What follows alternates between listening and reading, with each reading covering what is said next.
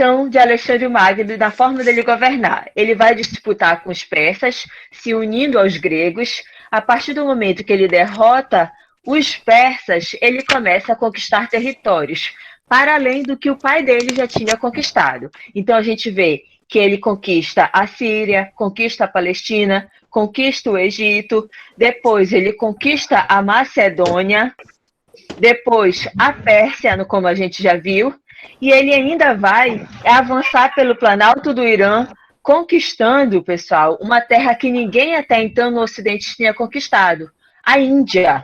Só para vocês terem uma noção, até hoje a Índia ela acredita em vários deuses. Inclusive, um dos deuses da Índia se chama Alexandre. Exatamente, por associar ele a uma figura tão importante que era relacionado a um deus, tá? E aí ele consegue conquistar todos esses territórios. E aí a gente vai ver... o cara, né? Agora exatamente. E aí a gente vai ver de que forma ele vai governar esses territórios que ele conquistou. Como pai, ele vai tentar se utilizar da diplomacia. Como eu falei para vocês, a diplomacia é a forma de negociar, não se utilizando da violência. Mas se um povo não aceitasse conversar, o que aconteceria? Guerra, né? A guerra aconteceria, inevitavelmente, tá? E aí nós vamos ver o seguinte, que as estratégias que ele vai se utilizar para governar. A gente pode utilizar isso na prova para vocês.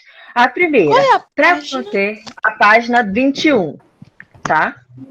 A página 21, e a gente pode marcar algumas coisas. Pode falar? Eu posso estar enganada, mas eu também li que eles usavam, eles bajulavam o exército. É isso que a gente vai falar agora. As formas de administrar, a forma de tentar negociar com esses povos. É essa parte que a gente vai falar, tá bom?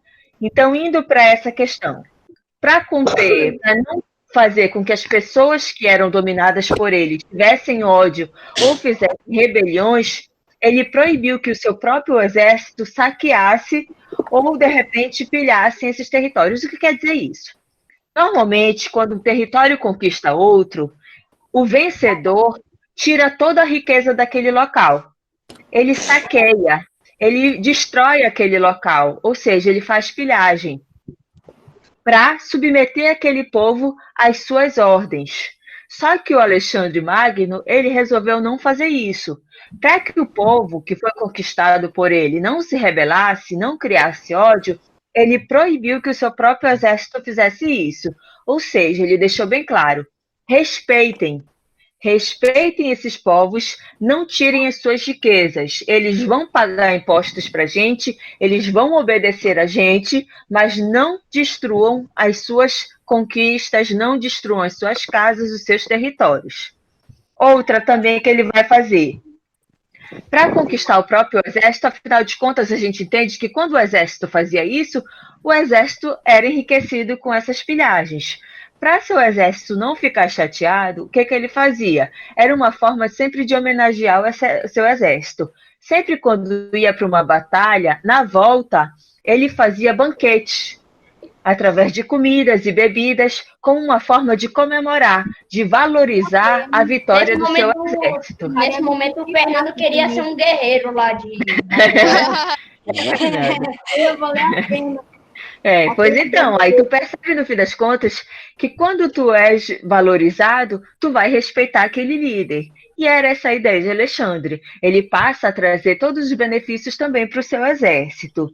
E outra ele também. Era reconhecido como tal, então por que ele não ajudar a popularidade para ninguém se revoltar contra ele? Ele foi esperto. Era essa forma, exatamente isso que ele fazia. E outra, para deixar bem claro que ele respeitava os povos que ele dominava, ele muitas vezes ele fazia oferendas aos deuses dos outros povos que ele conquistava. Ou seja, ele ia lá e, vamos dizer assim, como se fosse uma espécie de rezar ou levar alguma coisa importante para aquele Deus que era do outro povo para dizer, olha, eu respeito a sua cultura, eu respeito a sua religião. Ou seja, eu respeito vocês. Diferente de quando a gente for ver os romanos. Os romanos, todos os povos que eles conquistaram, eles obrigaram a seguir a sua religião, a sua cultura. E por isso Os ela caiu. macedônios não. Exatamente. É isso que a gente Se eles vê. não tivessem feito isso igual o Alexandre, eles estariam até hoje dominando tudo. Talvez sim, talvez não. A gente tem alguns motivos que vão fazer de fato ela cair, a gente vai ver nas próximas aulas, mas o que, que vai Macedônia só acontecer? caiu por causa que... Porque ele morreu.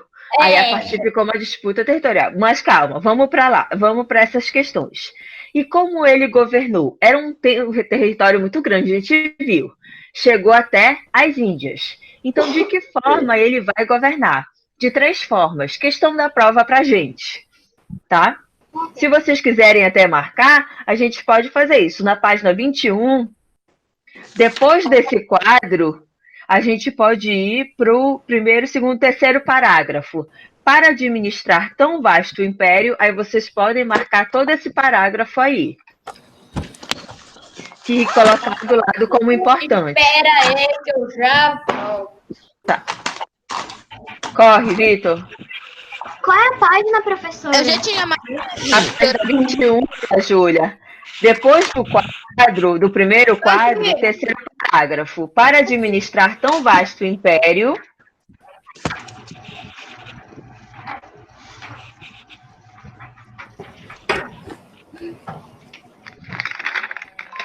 Para administrar. Já marcou tudo? Não, Ainda não. professora, qual é a mesma página? Foi. Não achei, professora. É para marcar todo o segundo parágrafo. Página 21. Isso. Página 21. Bora por parágrafo. Primeiro, segundo, terceiro, quarto parágrafo total da página inteira, quarto parágrafo. Para administrar tão vasto império, Alexandre estabeleceu várias formas de organização de acordo com as características dos povos conquistados. Aí continua marcando todo esse parágrafo. Acharam? Sim. Sim. Tá. Então, o que vai marcar? Vai exatamente falar aqui. Que ele se utilizou de várias formas para administrar esse vasto império. Uma das formas, ele mesmo administrava o local. Ele ia lá naquele local, ele estabelecia as regras, ele via se estava sendo feito, se estava sendo obedecido ou não.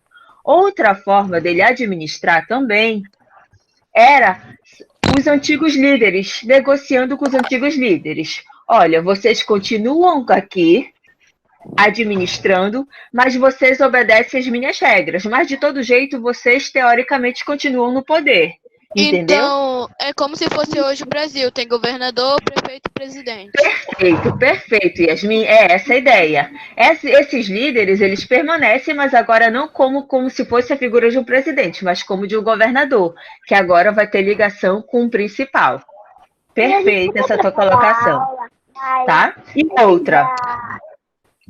outra forma de governar também, que nós vamos ver, era exatamente dividindo o território entre chamadas satrápias. Essas satrápias eram como se fosse espécie de estados.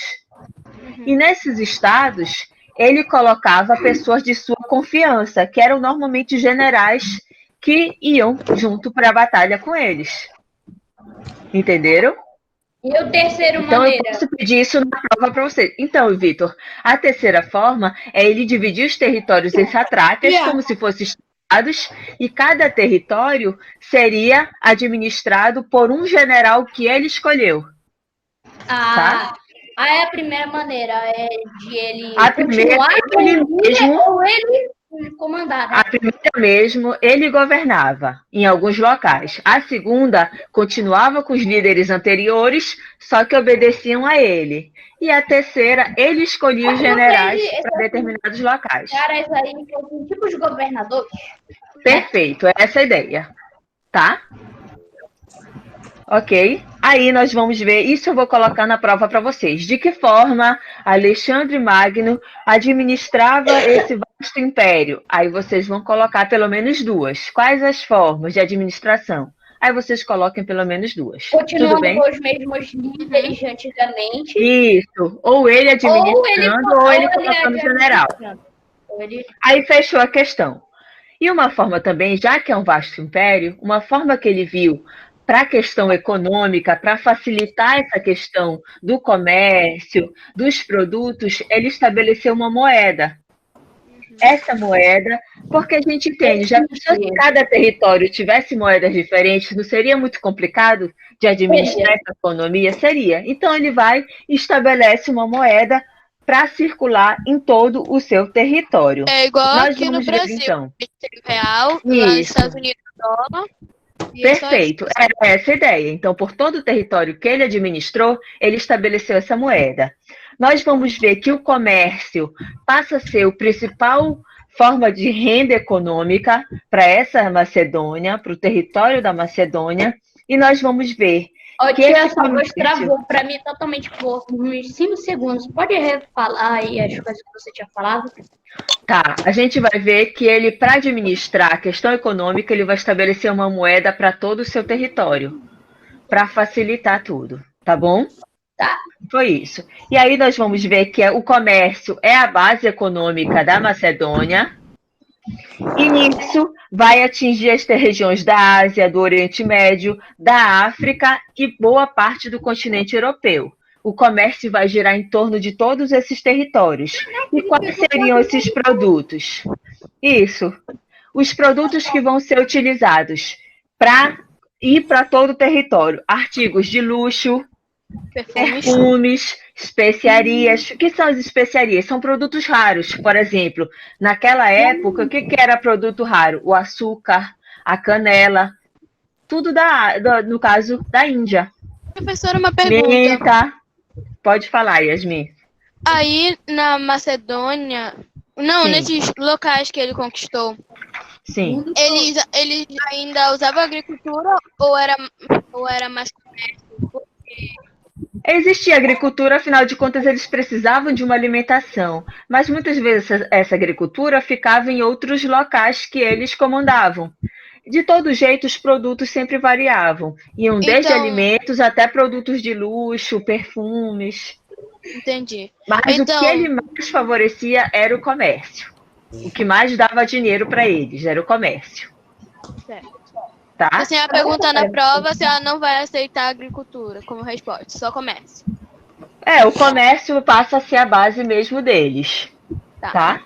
Uhum. E aí nós vamos ver que, sobre a difusão da cultura grega, o Alexandre Magno, só para vocês terem uma noção, ele foi ensinado pelo próprio Aristóteles. Que era o grande Mentira! pensador grego, Que legal! foi.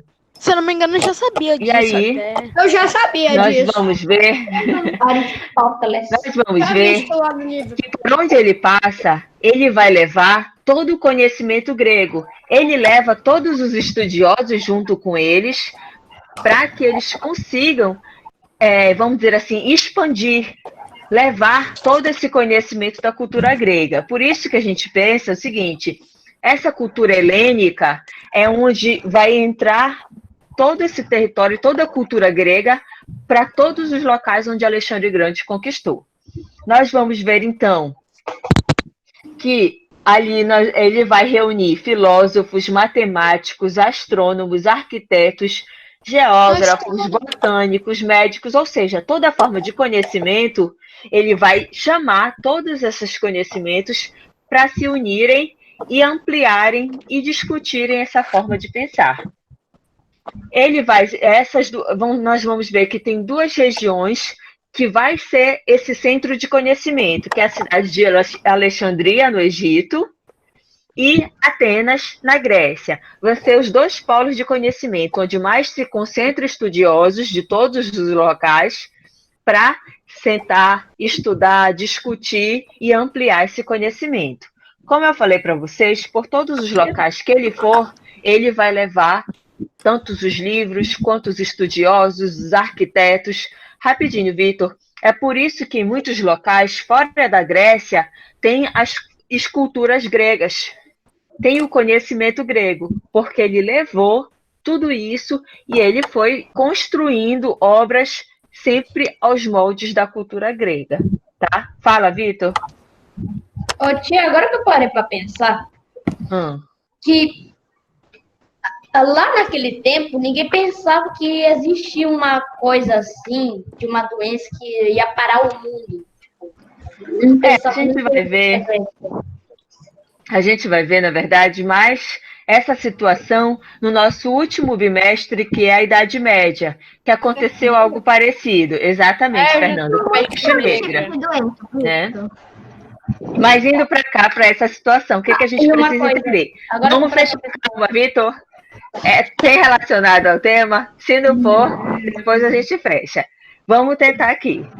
O Vitor, ele tem um pensamento assim, vai por todos os cantos, por todos os locais, mas é bacana isso porque tu vai associando o que a gente tá vivendo. Focando aqui na aula, a gente precisa entender que o teatro e as artes plásticas, a arquitetura grega, o conhecimento grego também foi ampliado, foi levado para os outros territórios. E ele também vai estimular o casamento entre os povos, a ideia da miscigenação. O que ele fazia? Ele estimulava os generais dele a casarem com mulheres da elite dos locais que eles conquistavam, porque isso gerava laços, fazia com que os povos eles tivessem uma ligação muito maior. Ele mesmo era casado com outra mulher de outro território. Ei, professora, Fala, Yasmin. a senhora falou, acho que foi na aula passada, que tinha um bosque, que, tipo, quando você entrava no bosque, não podia mais ser preso. Não, isso é em Roma. A gente ainda está tá. na Macedônia. A gente já vai chegar nessa parte de Roma, tá? E aí, para a gente finalizar sobre a Macedônia, a gente viu todas essas obras, então eu posso pedir também na prova para vocês quais foram as ações do governo de Alexandre Magno. Aí vocês vão dizer que ele levou a cultura grega para todos os territórios, ele teve o uso da diplomacia, ele conquistou vários locais, ele ampliou, estimulou a miscigenação, perfeito. Ele, no fim das contas, ampliou o conhecimento grego para vários outros territórios. Se isso acontece até o ano de 323 a.C., quando ele morre. Quando ele morre, não vai ter outra pessoa com o pulso firme que ele tinha. Vai haver uma disputa entre os generais pelo poder. A gente já viu essa história. Quando há disputa pelo poder, o que acontece com o território? Ele enfraquece. Acontece guerras pelo poder e acaba se enfraquecendo. A partir daí, com esse enfraquecimento, a Macedônia ela acaba se desintegrando, acaba chegando ao seu fim do poder que tinha, do seu império que conseguiu alcançar. Ei, professor, uma pergunta. Fale. Lembra nos capítulos passados que a senhora falou que existia cidades e estados na Grécia? Isso. Isso foi antes ou depois desse negócio da Macedônia? Antes? Isso. Tá? Fernando, fala. E morreu de quê? De tifo, que é uma doença que é uma bactéria que acaba consumindo todo o corpo, dá uma febre muito alta e aí ele acaba morrendo. Nossa. Tá? É bem grave, na verdade. Tá? Fechou, Macedônia? Sim. Roma, então. Sim. Uma monarquia. Tia, posso beber água? Sim. Não, falta pouquinho tempo e aí a gente precisa continuar, tá bom?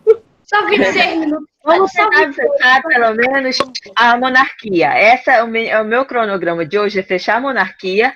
Aí, a aula que vem, a gente fecha república e império, tá? Sobre a monarquia, a gente precisa entender Roma. Indo para a página, todo mundo, página 26. A gente vai marcar algumas questões importantes aqui também. Na página 26, a gente precisa entender o seguinte. No caso, Roma nasceu no ano 8 a.C., fica concentrado na região central da Península Itálica. Vocês podem ver aqui pelo mapa, na página 26, essa bota aqui, como a gente chama, Roma, fica bem ao centro. Tá? Era uma região estratégica, no fim das contas, porque era um local mais alto e isso favorecia uma certa proteção do território e era um ponto de encontro comercial também. sobre a questão de Roma em si. Nós vamos ver que eram vários povos, no primeiro momento, que habitavam essa região. Entre esses vários povos, nós vamos entender que o grupo dos italiotas estavam instalados ali, por isso que hoje a gente chama até de italianos. Esses italiotas estavam ali e eles eram formados por vários povos. Nós vamos ver os latinos, os sabinos, os úmbrios, os samitas e mais ao noroeste os povos etruscos, que serão muito importantes para a gente também, tá? Eu quero que vocês marquem aqui na página 27 esse último parágrafo. A afirmação de que os latinos foram os fundadores de Roma pode ser feita com base nos vestígios arqueológicos encontrados na região. Encontraram aí, página 27, no último parágrafo, lá no finalzinho da página. Marquem lá, tá? Já marquei. E vocês podem pegar um lápis e marcar bem aqui em cima, escrever bem aqui em cima, explicação científica. Escrevam nessa partezinha que vocês marcaram, explicação científica. Onde, tia? Onde mesmo? Exatamente nessa parte onde vocês marcaram, Tales de Mileto. Na página 27, no último parágrafo, vocês marcaram exatamente a afirmação de que os latinos foram os fundadores de Roma pode ser feita com base nos vestígios arqueológicos. Aí você vai e escreve explicação científica. Eu já li a explicação mitológica, muito interessante. Eu não vou entrar nessa parte, porque na revisão, na explicação para vocês da videoaula, eu já tratei. Mas eu só vou retomar para vocês essa diferença de científico para mitológico, tá? Sim. Então a gente já entende o seguinte. Escreve de marcar texto, explicação científica, nem sei como. Não sei se tu vai conseguir entender depois. Consegui. Tá. Então a gente vai entender. Para trabalhar Roma, a gente tem duas explicações. Eu posso pedir isso na prova para vocês. Quais são as explicações da origem de Roma? Aí vocês vão dizer a científica, que foi fundada pelos povos latinos. Tá? É a primeira explicação. Vocês vão dizer que a explicação científica, porque foi fundada pelos povos latinos. E a explicação mitológica é aquela que é, vamos dizer assim, inventada, para trazer uma imagem de heroísmo para aquela região. É exatamente através dos irmãos gêmeos, Rômulo e Remo, que foram amamentados por uma loba. Tá? A gente entende que é como se fosse assim. Eles eram, de fato, os que iriam tomar o poder, só que o tio deles matou o pai deles e queria que as crianças também fossem mortas para que ele ficasse com poder. Quase a história do Filipe da Macedônia que nós vimos há pouco. Só que esses irmãos foram jogados no rio, mas não numa cestinha, só que eles não morreram. Eles chegaram num território e foram encontrados por um determinado pastor, e esse pastor, como não tinha como amamentar essas crianças, pegou uma loba que amamentou essas crianças. Isso, de certa forma, dá aquela ideia de que essas crianças têm uma origem também, vamos dizer assim, não selvagem, mas de força, tá? De esperteza, vamos dizer assim, como seria a ideia de uma loba. E, no fim das contas, quando eles crescem, eles sabem a origem deles, vão atrás exatamente do tio, matam o tio, e a partir daí eles tomam o poder. Nisso eles vão disputar para quem vai comandar esse poder entre Rômulo e Remo. Como a gente sabe, o Remo leva o farelo. E aí, quem é o Rômulo? É mentira. Depois o tio mata o filho, depois o nome do meu filho, depois o filho volta com força, mata o tio, depois eles se matam. Bem trágico, na verdade, mas no fim das contas, quem acaba fundando Roma de fato vai ser o Rômulo. A partir daí começa a história de Roma. Então, vocês já sabem. O que é que vocês vão explicar, por exemplo, numa questão, se eu pedir uma questão mitológica, uma explicação mitológica? Vocês vão dizer que havia os gêmeos, que seriam na verdade, aqueles que deveriam tomar o poder, os herdeiros perfeitos, que acabam sendo criados por uma loba, e depois, numa disputa, Rômulo ganha e dá origem à cidade de Roma. E aí, essa explicação. Continuando um pouquinho para a gente aqui, sobre o crescimento da cidade, a gente precisa entender algumas questões. Até o século VII a.C., nós entendemos que já vi. Esse território de Roma era apenas pequenos aglomerados de habitações, ou seja, um local muito primitivo, não era desenvolvido, tá? Era, vamos dizer assim, era uma pequena comunidade. Até o século VII a.C. Eles viviam basicamente de uma agricultura e também de um pastoreio, ou seja, cuidavam de cabras, de carneiros. Era muito simples. E aí, o que é que vai acontecer? Depois de um determinado tempo, chega aquele povo que vivia ao noroeste, os etruscos, e isso, para a gente, é muito importante, que eu vou pedir na prova para vocês também. Os etruscos serão muito importantes, por quê? Porque quando os etruscos dominam essa região, eles passam a levar também vários conhecimentos, eles melhoram o território. Por isso que os etruscos serão tão importantes. Indo para a página 31, vamos marcar lá. Depois do crescimento da cidade de Roma, no segundo parágrafo. Tia. Oi. Quando é a prova? Não sei ainda dizer, mas a gente já está fazendo uma revisão exatamente para essa prova, tá? Após a ocupação etrusca, é onde? Isso, na página 31, deixa eu ver o parágrafo. Depois do crescimento da cidade de Roma, essa parte mais escurinha, segundo parágrafo. Após a ocupação etrusca, aí podem continuar marcando. Ruas e estradas foram construídas, página 31, Thales. Segundo parágrafo lá embaixo. Após a ocupação etrusca, ruas e estradas foram construídas, assim como foi criado o sistema de captação de água, a qual chegava até a cidade por meio de aquedutos. Continua. Também ocorreu o desenvolvimento da metalurgia e da cerâmica. Aos poucos, um novo estilo arquitetônico grandioso e imponente começou a se impor pelas suas formas. É esse capítulo mais importante para a gente aqui sobre os etruscos. O que nós precisamos entender? Então, até o século VII, era tudo muito primitivo, muito simples em Roma. Só que quando os povos etruscos dominaram esse local, eles não só dominam, eles vão levar todo o seu conhecimento. Então, para a prova de vocês, o que eu vou pedir? Quais foram os benefícios levados com o governo dos povos etruscos? E aí vocês vão colocar construção de ruas e estradas, construção de aquedutos.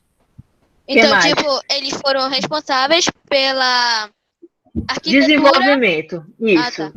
Pelo desenvolvimento e pela arquitetura de Roma.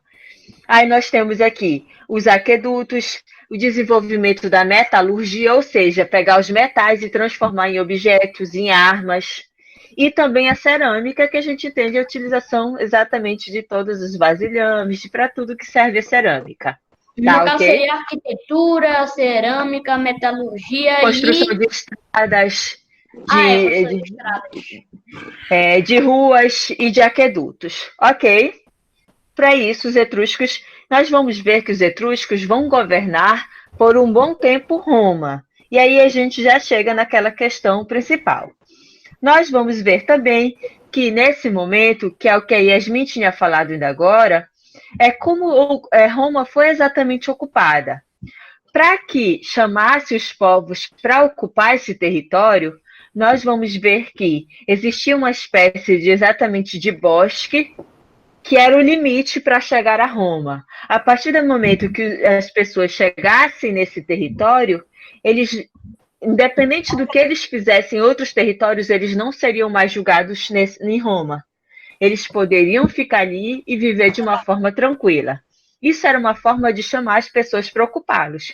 Então a gente entende que foi, no primeiro momento, ocupado pela figura masculina. E como vai ser ocupado pelas mulheres? Exatamente por laços, por alianças de casamento com os povos vizinhos, em especial os povos sabinos, as mulheres sabinas, que era o povo que ficava próximo a Roma, tá?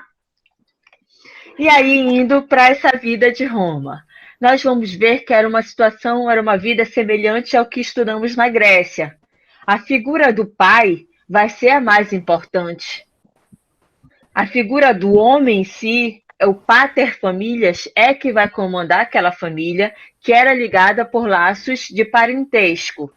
Indo para a página 32, aqui no último parágrafo, nessa parte rosa, que está o cotidiano, olha como era a sociedade para a gente entender um pouquinho como era essa figura do homem, a figura do pai em Roma.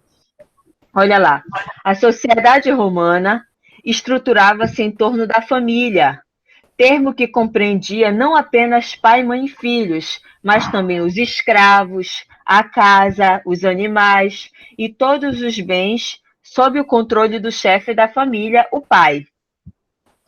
Todo o parentesco estruturava-se na oposição entre pai, mãe e seus parentes. Ou seja, o pai era uma figura, quanto mais, como era o determinado poder dele, exatamente pela quantidade de pessoas que estavam sob o seu regime, sob seu poder. Então, isso não era somente a esposa e os filhos, mas também todos os parentes, os escravos que dependiam dele, tá? Inclusive também os animais. Patriarcalismo hoje a gente chama, né? Perfeito, perfeito. É essa a ideia exatamente do patriarcalismo.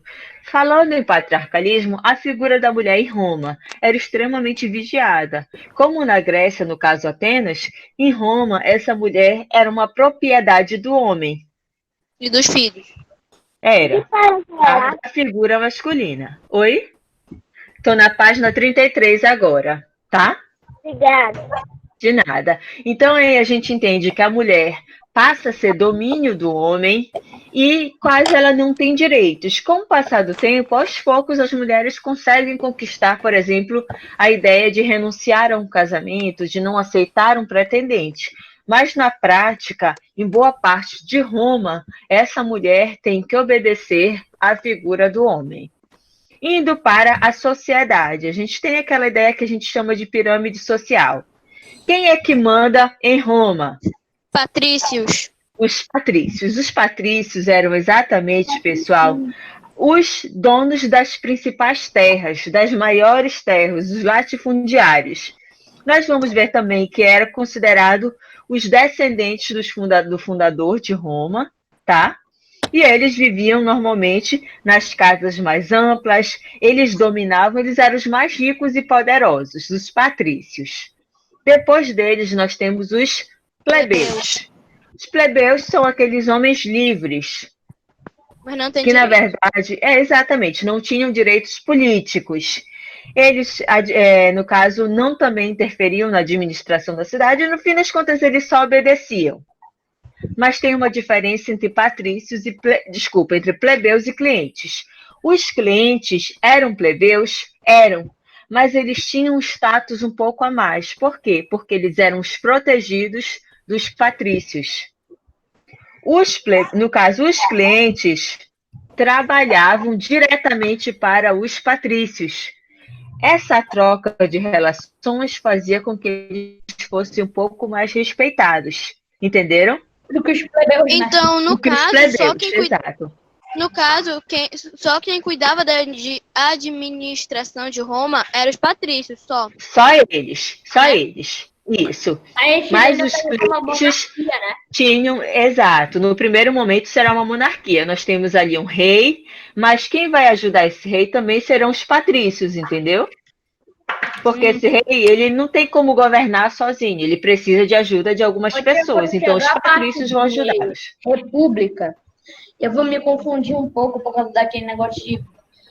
Eu até me esqueço o nome. Que tinha dois que a gente vai mandavam. Eu não tô Isso. A gente vai ter uns mais minutinhos para entender aqui, tá? Não se preocupe. Calma. Então, entenderam quem são os patrícios? Os que tinham poder eram os mais, vamos dizer assim, poderosos de Roma.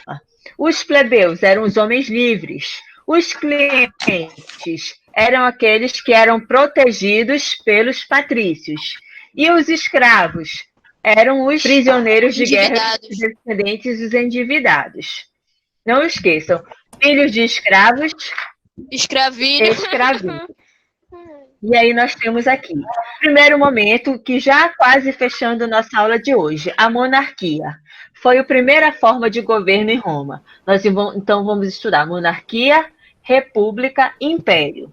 Nessa monarquia, quem comanda, quem vai ser o rei, na verdade, de Roma, nesse primeiro momento, serão os etruscos. Os etruscos vão ser os reis principais de Roma, mas nós vamos ter o Senado. O Senado é composto por quem? Pelos patrícios, exato. Um rei não tem como, não consegue governar sozinho. Calma. Como? Você disse reis, é mais de um rei? Então, não. Quando um rei morria, era substituído por outro rei, entendeu? Normalmente. Só tinha um rei, exato, que eram os etruscos. Tinha um rei, esse rei tinha ajuda para governar dos patrícios. Esses patrícios faziam parte do Senado. Ou seja, na monarquia, o Senado não era tão importante quanto o rei. Ele ajudava a administrar. É isso que vocês precisam entender.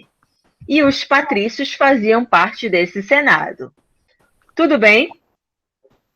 Sim. E aí nós vamos ver que chegou um determinado momento que os patrícios não vão mais querer ser governados pelos povos etruscos, pelos reis.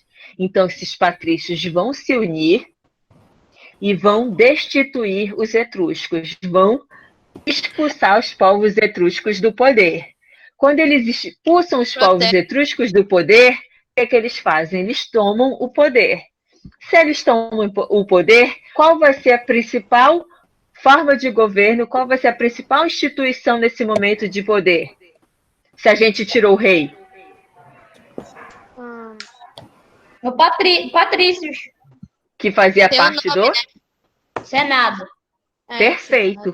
Então, no segundo momento, quem vai ser o grupo mais importante político? O Senado, composto por esses patrícios. E é aí que a gente dá origem à República. Entenderam? É essa a diferença. Os eram tão importantes que o rei começou a ser abaixado ao nível do... Aí nós vamos ver que na República nós não teremos um rei.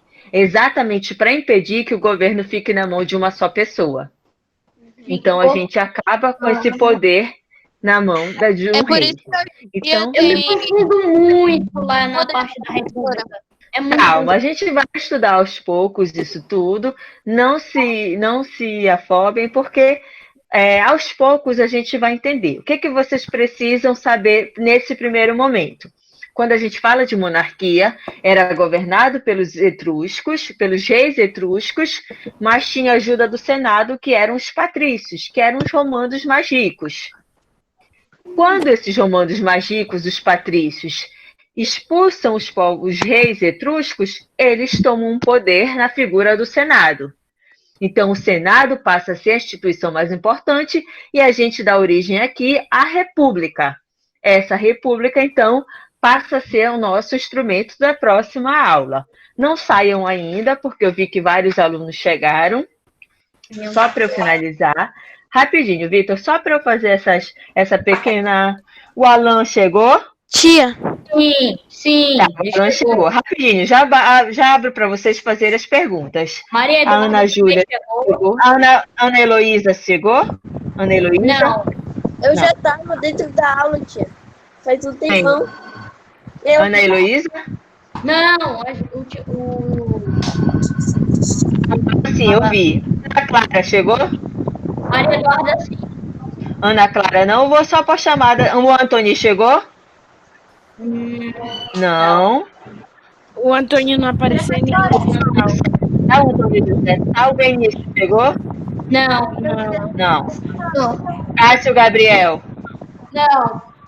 Não. Isabela Clara. Sim. Sim, Eu tô aqui faz tempo. ela tá muito tempo aqui, ela tá desde o início. Lucas Carvalho chegou, né? Sim, chegou. Tá. Manu. Manu não? Não, Não. Marcos Vinícius. não, Não. Maria Clara Moraes. Não. Maria Clara Pereira. não. Não, tia, tia. Maria Eduarda chegou, não chegou? Maria Eduarda? É, tia, tô aqui. Tá aí, né? Maria Eduarda tá. Mariana. Tá aqui. Mariana não. Mário também Juliana, ela não. tá em Manaus. Ah, tá. Tô aqui. A Stephanie. Mariana tá? Mariana tá. Stephanie também tá. A Stephanie já A Stephanie também tá. Deixa eu ver quem mais. E a Yasmin? Não. O Vinícius Gelo? Não. Nem Também não. Tá, nem espera, né? Então a gente abre para as perguntas para a gente finalizar a aula de hoje. Quem quer perguntar? Vai, Vitor. Ah, não, deixa. Fala, Vitor. Eu vou abrir um por um. Vai, fala, Vitor. Mas pode ser não relacionado a isso? Da matéria? Não. Não, na próxima aula. Que mais? Fernando, quer perguntar alguma coisa, Professora. Fernando? Tia. Não? Professora. Vinícius, vai. Na próxima aula tem que desativar o chat. Tá. Verdade. É, professor. Professora. Aline. Tia, Oi. na aula passada a senhora avisou sobre a plataforma Positivo On, né? Isso. Eu já fiz Tá aberto todas para que estavam vocês a faltando, trilha. tá? Perfeito, beleza. Quem mais quer fazer pergunta? Ana Júlia, quer fazer alguma pergunta? Ô, tia, quando Não? eu faço essas atividades, ele não manda, ele aparece como se eu não tivesse feito depois. Tenta finalizar, tenta pelo menos fazer 2, porque aí é possível que finalize. Tá? Tenta, de todo jeito tenta, porque lá vai Mas mostrar as você tentativas. vê o Saiba Mais lá no final, que tem um negócio depois da avaliação, que é chamado Saiba Mais. Você tem que visualizar ele. Na verdade, para fazer com que todos estejam finalizados, vocês têm que passar por todas as 5 etapas. Se não passar pelas 5 etapas, é como se vocês não tivessem finalizado. Nem para ler, não. O que eu faço na parte do livro? Eu só Passa, pelo menos. e depois vou para outra. Depois só mexendo para baixo, mexo para outra. Vinícius Trindade, quer fazer alguma pergunta? Tia? Fala. Sabe no Fala, porta-positivo? Antônio. A senhora falou que eu não tinha feito nada, né? Só que eu, na verdade, tinha feito 4. Você falou. Pois é, Antônio, hoje eu vi de novo e tá aparecendo como se tu não tivesse feito nenhum. Eu acho que essa situação que o Vitor falou, tu tem que passar pelas 5 etapas, que dá até o okzinho, é como se fosse aquele símbolozinho da Nike nas etapas, para ser concluído. Mas, entendeu? Não adianta apertar no botão de finalizar? Não adianta. Tu tem que passar como se tu passasse, nem que tu passe a página inteira só, como se tu não lesse tudo, mas passa a página Sim, e vai ver como fez. Bom, Entendeu? De todo jeito tá aberto para vocês, as 4 trilhas que dá para vocês fazerem. Tá? Mais alguma pergunta? Não. Turma, eu de coração, eu adoro a turma de vocês. Até a próxima aula, nesse mesmo horário. Pode falar. Tia. Falar.